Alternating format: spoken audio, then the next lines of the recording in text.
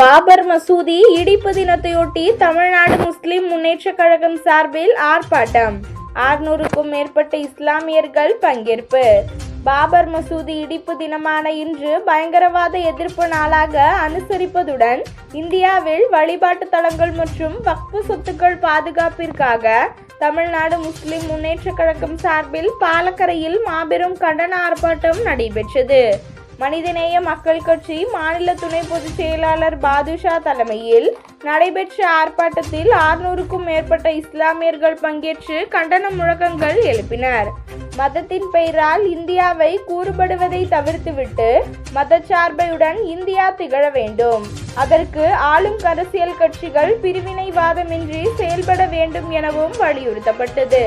இந்நிகழ்வில் திருச்சி கிழக்கு மாவட்ட தலைவர் முகமது ராஜா வரவேற்புரையாற்றினார்.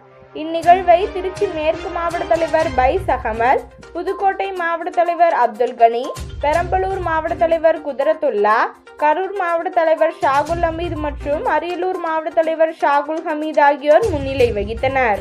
மேலும் இந்தியாவில் காங்கிரஸ் மூத்த தலைவர் பீட்டர் அல்போன்ஸ், தமுமுக தலைமை கழக பேச்சாளர் கோவை சையத், தலைமை பிரதிநிதிகள் என் நூர்தீன், ஜெயினுல் ஆபிதீன், தாஹிர் பாஷா, IPP மாநில துணை செயலாளர் முகமது ரஃபீக் ஆகியோர் கண்டன உரை நிகழ்த்தினர்.